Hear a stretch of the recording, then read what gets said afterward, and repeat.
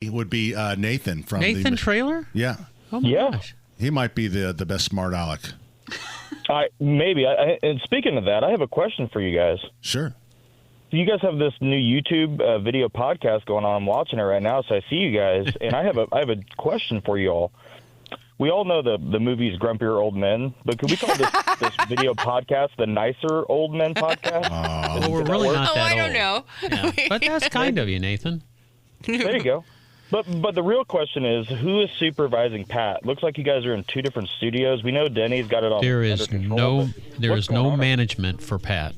Pat that is the top of the food chain. Oh my goodness! Well, I'm impressed. That's impressive. It looks good. You guys look good on there. Wow. Well, thank you, Nathan. It's a little distracting, but I think I'll get used to it. Hey, but I think the problem is you can't reach over and poke Denny. That's probably thank part God. of the problem. I'm protected by We do Terry. that on purpose. Yeah. All right. So, what's the big thaw going to do to us, Nathan? The big thaw is coming now. We've got a couple things going on. Obviously, we're still super busy with emergency dryout services from frozen burst pipes, which has just been the last month, and everybody's just over and tired of the snow, the weather.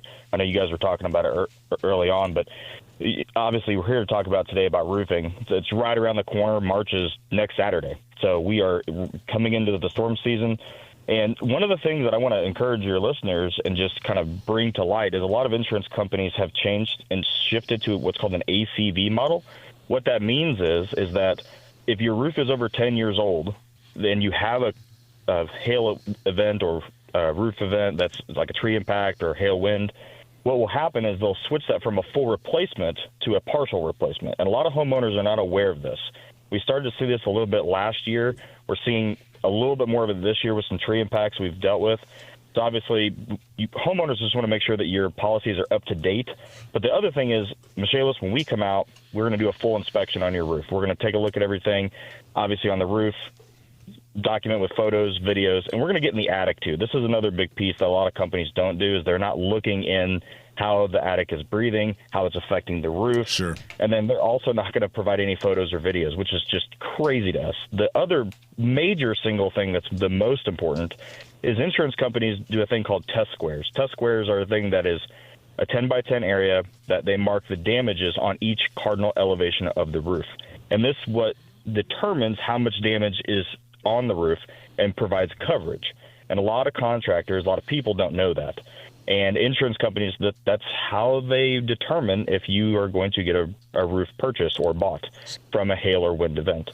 So just some things to kind of take a look at. Michaelis does this all the time. We want to provide peace of mind and transparency to our clients. Nathan, I want to get an opinion in here. Most of us are not roofing contractors. Is that a legitimate way to assess the roof? Are they being dishonest and exclusionary, or is that the right way to do it? Well, it's the right way to do it. So there's a thing called Hague certification, which it's very hard to get into, but there's insurance companies do require photos. They require photos that have damage, and that's what provides coverage, right? So they have to provide – it's like going to court. You have to go to court, bring your evidence in, it has to be reviewed, and then it has to be approved. Same thing for insurance, and they're starting to lock down a little bit more on that. We've seen that on the same side for the water mitigation where homeowners have not had enough coverage on their basement, and they had a flood. And they only had a $5,000 limit. And then we go in there and the homeowner has finished the property, the basement, and it's $20,000 worth of damage. But their policy was never renewed. And that is a huge problem because we look silly because we're coming in there with a $20,000, $30,000 estimate, and their insurance only has a coverage for $5,000. Same thing for the roof. We're going to see a lot of this coming year. I mean, there's a lot of insurance carriers January this year on renewals. They just switched.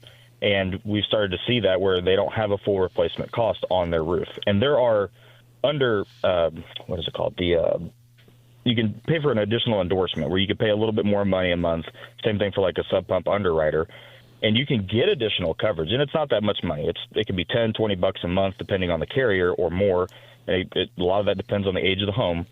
And talk to your insurance agent about that. But you can get additional coverage for that. And that's just something that we saw it last year. We know it's going to affect this year, and it's going to be worse. And in fairness to the insurance companies, I've known a few guys that I thought was a little sketchy getting a new roof. They were cheating. Yeah. They were cheating. Yeah, you see a guy walking up, climbing the ladder with one of those little ball peen hammers Yeah. That's not us. Yeah. That's not us. Yeah.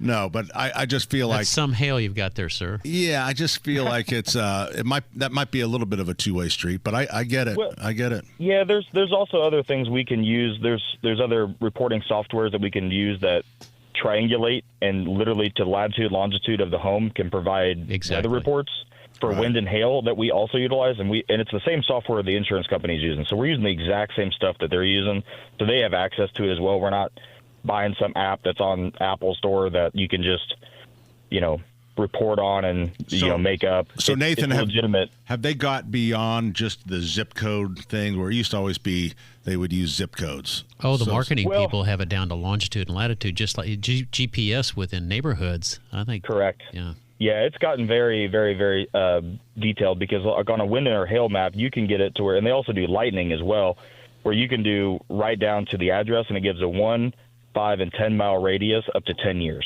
Wow. So you can see the probability of what occurred at that address. And then, again, the biggest thing is going out, looking at the roof. They think they have damage, they don't. Indiana's not really had a good, credible storm in the last year. So, obviously with the storm season, it's going to stir up a lot of momentum, if you will. Yeah. And so just getting ahead of it, making sure you understand your risks going into an event, because we had a lot of claims last year where we went out and we were the second or third contractor, and there was some soft metal damage, but there was no damage to the roof. And the homeowners got paid out on the soft metal damages, but they're never going to get paid back on those items unless they replace them. So like if their gutters were damaged, they're not going to get paid on those gutters again because they've already been covered under that event from that storm a year ago, if that makes sense. There you go, Nathan. So you want to make sure you do it right. That is all great information. Really great. I appreciate it. Thank you. Nathan Traylor from the Michaelis Corporation.